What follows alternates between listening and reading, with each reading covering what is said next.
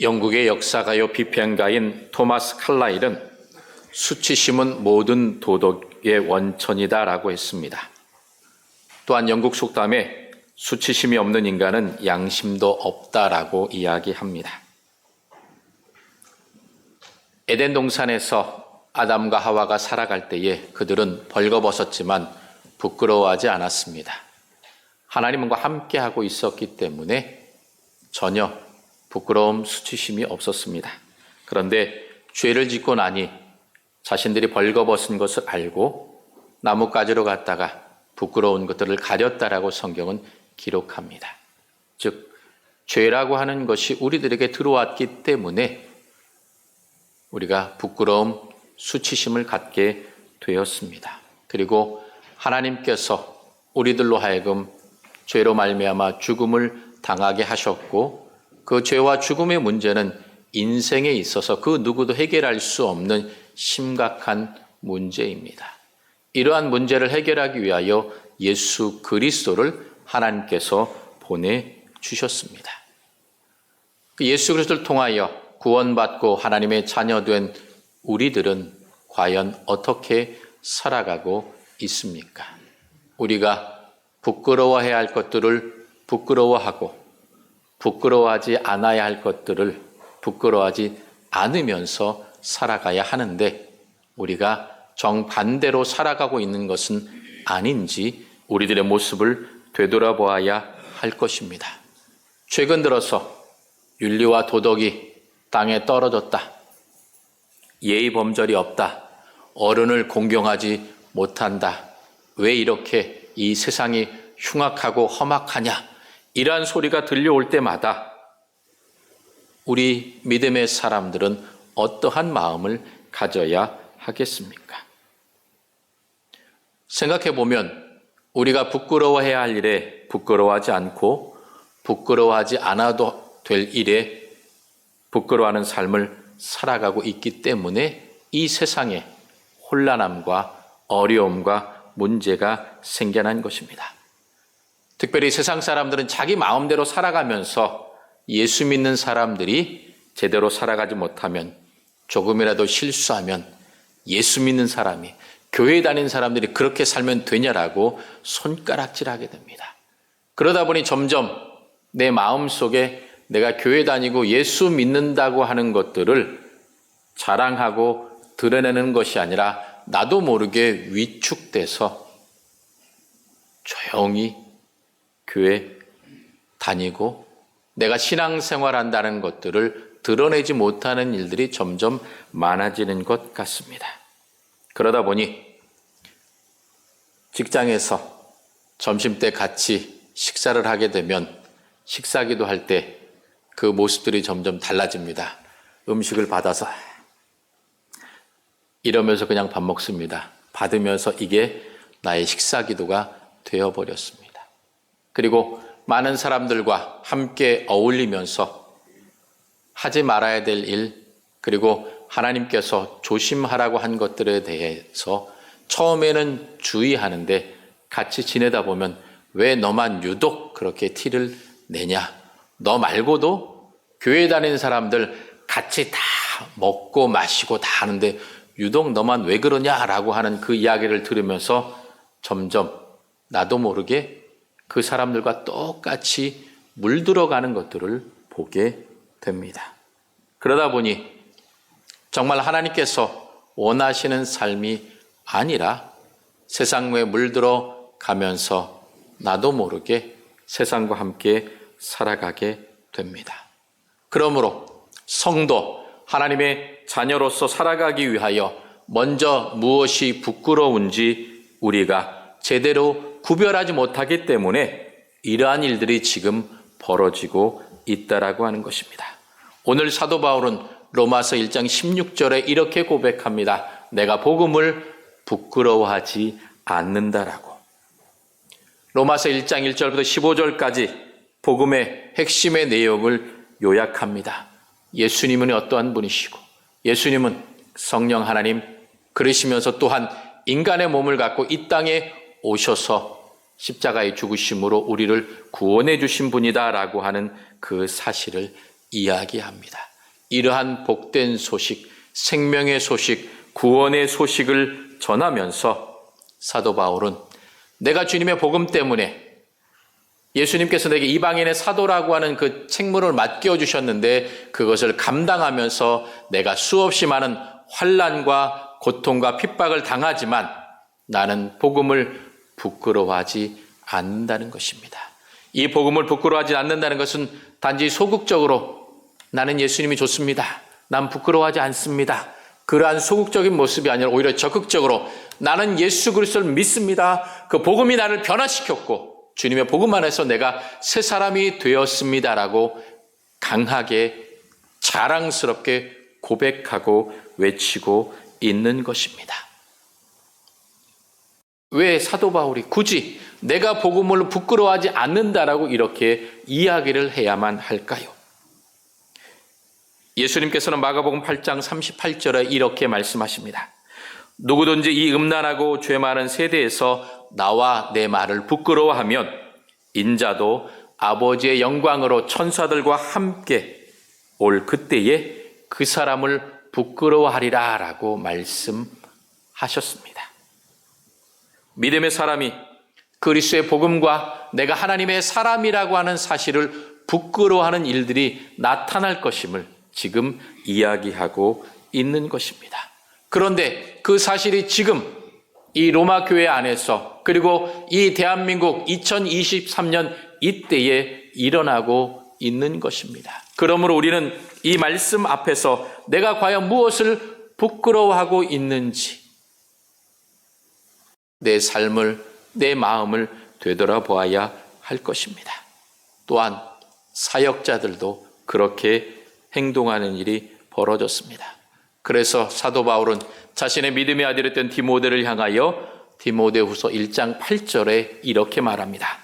그러므로 너는 내가 우리 주를 증언함과 또는 주를 위하여 갇힌 자 된 나를 부끄러워하지 말고 오직 하나님의 능력을 따라 복음과 함께 고난을 받으라 이렇게 권면합니다.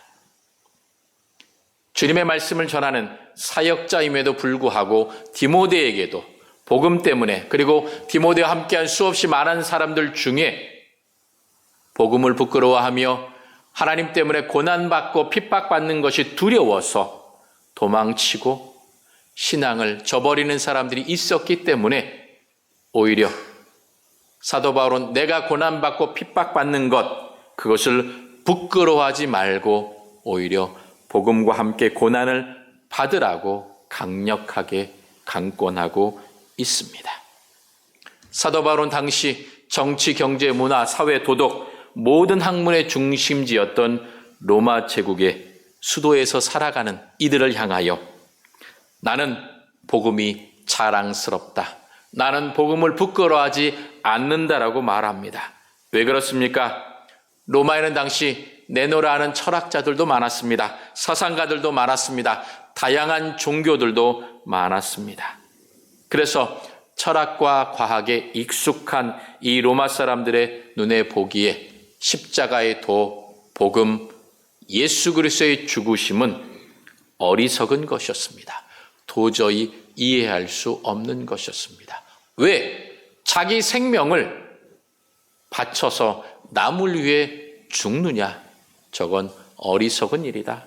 바보 같은 일이다. 그렇게 생각했던 것입니다. 사도 바울은 또한 복음이야말로 세상의 어떤 철학이나 사상보다 훨씬 더 위대하라는 것들을 그는 경험했습니다. 그러나 그가 2차 전도 여행 중에 아테네에 가서 어떤 일을 경험했습니까? 수없이 많은 철학가 사상가들과 대화했지만 주님의 복음을 전하지 못했던 것입니다. 그래서 십자가의 도, 복음, 하나님의 사랑과 예수 그리스도의 구원의 은총을 알지 못하고 거절하는 사람이 너무나도 많음을 사도 바울은 경험했기 때문에 그러한 힘듦과 복음을 전하면서 만나게 되는 모든 고난 가운데에 내가 힘들고 어려울지라도 물러서지 않겠다, 포기하지 않겠다. 주님의 복음을 부끄러워하는 것이 아니라 오히려 주님의 복음을 자랑하면서 내가 살아가야겠다라고 다짐하면서 로마 교회를 향하여 복음을 부끄러워하지 말고 자랑하라고 이야기하고 있습니다. 왜 그렇습니까? 복음은 인류를 구원할 수 있는 유일한 방법입니다. 복음을 통해서 예수 그리스도께서 나를 위해 죽으셨다고 하는 사실을 믿을 때에 우리는 구원받을 수 있는 것입니다. 사도 바울 스스로 율법을 통하여 구원받을 수 있다라고 하는 그 율법주의에 빠져서 바리새인의 그러한 가장 극렬한 바리새인으로 예수 믿는 자들을 핍박했던 사람이었습니다. 그러나 그가 다메섹에서 예수 그리스도를 만남으로 그가 변화되었고, 내가 예수를 통하여 예수님을 만남으로 내가 참 복음이, 구원이, 의가 어떻게 이루어지게 되는지 깨닫게 되었다라고 스스로 고백하면서 그 복음을 자랑스러워하고 있는 것입니다. 그래서 사도 바울은 복음 때문에 받는 고난과 핍박을 부끄러워하지 않았습니다. 갈라디아서 6장 14절에 이렇게 말합니다. 그러나 내게는 우리 주 예수 그리스도의 십자가 외에 결코 자랑할 것이 없으니 그리스도로 말미암아 세상이 나를 대하여 십자가에 못 박히고 내가 또한 세상을 대하여 그러하니라 라고 고백합니다. 내가 주님의 십자가만을 자랑하면서 내 스스로를, 내 정과 욕심을 십자가에 못 박고 오직 주님과 함께 살아간다라고 당당하게 외치고 있습니다. 그 외침 때문에, 그의 헌신과 고백 때문에 주님의 복음이 전파되었고, 지금 우리가 이 자리에 앉아서 하나님을 예배하는 자로, 하나님의 자녀로, 영생의 사람으로 살아가게 된 것입니다. 사랑하는 파평의 성도 여러분, 우리가 가진 이 복음 얼마나 아름답고 귀중한지 그 가치를 정확히 알아야만 합니다.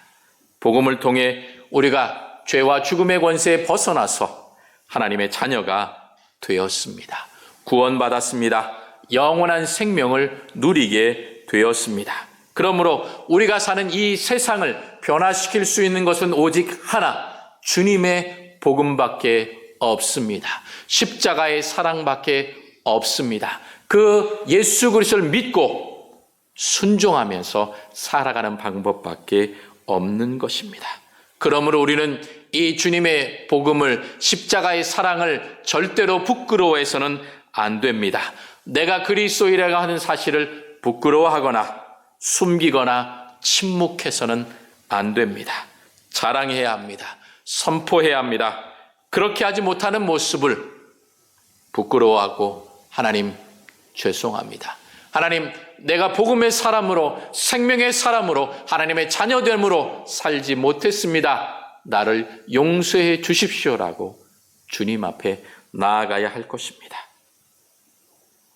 교회와 그리스도인들이 이 복음의 능력과 하나님의 사랑과 구원의 은총을 제대로 드러내지 못했기 때문에 이 세상이 지금 혼탁합니다. 혼란합니다.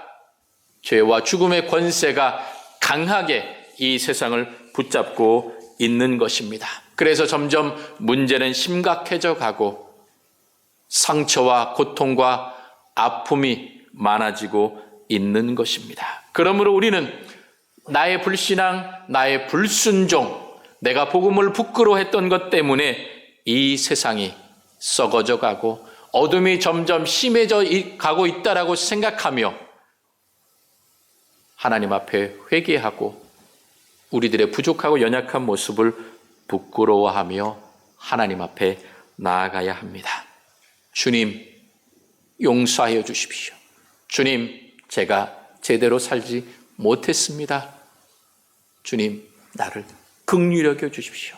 주여, 이 교회를, 그리스도인들을 주님께서 붙들어 주셔서 다시금 살아나게 하시고 빛을 발하게 하시고 썩어져가는 이 세상을 변화시키게 주시옵소서라고 간구해야 할 것입니다. 우리가 복음을 부끄러워하지 않고 자랑할 때에 복음은 하나님의 능력이 되어 우리 가운데에 역사하십니다. 그래서 사도 바울은 오늘 16절에 이렇게 말합니다. 복음은 모든 믿는 자에게 구원을 주시는 하나님의 능력이 됨이라.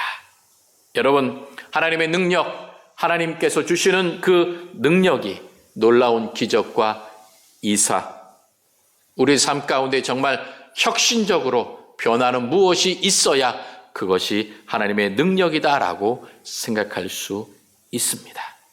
그런데 천지가 개벽하고 죽은 자가 벌떡벌떡 살아나고 일어나는 그런 하나님의 능력이 나타나면 좋으련만 그런 일들이 거의 드러나지 않고 있습니다. 그러나 하나님의 능력, 하나님의 사랑 안에서 우리들의 속사람이 점점 단단해지고 있습니다. 견고해지고 있습니다. 이전보다 내가 더 하나님을 사랑한다고 고백하며 하나님께 감사한다고 찬송합니다. 이전에는 쉽게 절망하고 낙심했지만 그러나 지금은 그래 이까짓 거 내가 하나님과 함께 이겨낸다라고 한 걸음 한 걸음 내디뎌 갈 수 있습니다. 내 힘이 아니라 복음을 통하여 하나님께서 내게 능력을 주심으로 내 속사람이 점점 견고해지고 단단해지는 것입니다. 주님의 능력 안에서 우리는 이기게 되는 것입니다. 지금 당장 내가 어렵고 힘들지라도 궁극적인 승리를 우리들에게 허락하시고 약속해 주셨기 때문에 우리가 한 걸음 한 걸음 걸어갈 때에 나아갈 때마다 하나님께서 나를 힘있게 붙잡아 주시고 사랑과 은혜의 손길로 함께해 주십니다. 그러므로 하나님의 놀라운 이 능력을 경험할 수 있는 수단으로 우리들에게 기도를 주셨습니다. 말씀을 주셨습니다. 찬송을 주셨습니다. 교회를 주셨고 함께 신앙생활하는 이 교회 공동체를 우리들에게 주셨습니다. 그러므로 내가 연약하고 부족하고 힘들다고 느껴질 그때에 하나님 나를 돌아보소서, 하나님 나를 지켜주소서, 하나님 내가 힘듭니다. 많은 말을 할 필요가 없습니다. 그 하나님의 능력을 바라보면서 소망하면서 하나님 하고 부를 때에 하나님이 내게 능력으로 평안으로 사랑으로 채워주시고 함께해 주십니다. 그러므로 세상이 나를 유혹하고 사단이 나를 넘어뜨리고 내가 쓰러질지라도 내가 다시금 일어서서 주님을 향하여 한 걸음 한 걸음 나아가게 될 때에 하나님께서 내게 능력을 주셔서 내가 조금씩 성장해 갑니다. 성숙해 갑니다. 건강해져 갑니다. 거룩한 삶으로 성화되는 사람으로 우리들이 변화되어 갑니다. 하나님은 누구보다도 나를 잘 아십니다. 내가 어느 것에 제일 약한지, 내가 물질에 약한지, 명예에 약한지, 건강에 약한지, 사람에 약한지. 그러므로 나를 잘 아시기 때문에 내가 그 가장 약한 것 때문에 무너지고 쓰러지려고 할 그때에 하나님이 나를 찾아오시고 내가 하나님의 이름을 부를 때에 하나님께서 나와 함께 하셔서 모든 것들을 이기게 하십니다. 여러분, 우리가 가야 할 길은 먼 길입니다. 지금 당장 한 번으로 끝나는 것이 아니라 앞으로 길게 가야 합니다. 내가 언제 하나님 앞에 가게 될지 알 수 없습니다. 그러므로 그 하나님께 가야 되는 그 길을 먼 길을 가는 동안 때로는 넘어질 수 있습니다. 쓰러질 수 있습니다. 그러나 그때 포기하고 낙심하고 절망해서는 안 됩니다. 다시금 털고 일어나야 합니다. 하나님의 능력이 사랑이 나와 함께하기 때문입니다. 지금까지 내 삶을 인도하신 그 하나님의 능력과 권세와 사랑을 우리가 힘입어서 더욱더 한 걸음 한 걸음 나아가야 합니다. 이러한 삶, 하나님의 은혜 가운데에 능력 가운데에 살아가는 삶이 바로 하나님의 의를 나타내는 삶입니다. 그래서 17절에 복음에는 하나님의 의가 나타나서라고 이야기합니다. 이 하나님의 의라고 하는 것은 하나님의 의로우심, 당연히 하나님의 의로심일 수도 있지만 여기서 하나님의 의가 나타난다고 한다는 것은 바로 우리들에게 주시는 하나님의 의라는 것입니다. 예수 그리스도의 의의 옷을 우리가 덧입는다는 것입니다. 내가 더 이상 죄인이 아니라, 내가 더 이상 세상에 속해 있고 사단의 권세에 붙잡혀 있는 사람이 아니라 복음을 믿고 하나님의 능력 안에서 구원받은 자로 살아갈 때에 나는 하나님께서 의롭다고 여겨주시는 사람, 의인으로 우리가 변화되고 나타나고 드러난다고 하는 것입니다. 복음 안에서 살아갈 때에 세상이 나를 바라보면서 저 사람은 하나님의 사람이다, 하나님의 생명, 하나님의 능력, 하나님의 권세가 있기 때문에 저 사람은 분명 다르다라고 세상 사람들이 인정하게 됩니다. 복음 안에서 살아갈 때에 내 안에서 하나님의 의가 나타나게 됩니다. 그래서 믿음에 이르게 된다라고 우리들에게 말씀해 줍니다. 즉 하나님을 믿는 믿음에서 내가 시작해서 하나님께서 우리를 부르신 그 거룩한 부르심에 순종해서 성화된 사람, 하나님의 마음에 기쁨이 되며 하나님께 영광 돌리며 우리를 통하여 성령의 열매가 맺어지는 삶으로, 믿음의 삶으로 우리가 드러나게 되고 나타나게 된다라고 하는 것입니다. 어떠한 환난과 고난이 오더라도 내가 두려워하거나 염려하거나 걱정하지 않고 주님을 붙들며 바라보며 나아갈 때에 나를 통하여 하나님의 살아계심과 하나님의 의로우심이, 하나님의 역사가 드러나게 되는 것입니다. 주님의 사랑, 주님의 은혜, 복음의 능력의 역사와 사랑 가운데 살아가는 동안 내 삶이 점점 달라집니다. 바뀌어집니다. 그래서 나를 통하여 하나님께서 영광 받으십니다. 예수님께서 우리를 의롭다고 불러주셨고 예수 그리스도 의의 옷을 입고 우리는 날마다 찬송하며 감사하며 살아가게 됩니다. 그래서 사도 바울은 하박국 2장 4절의 말씀을 인용합니다. 오직 의인은 믿음으로 말미암아 살리라 함과 같으니라.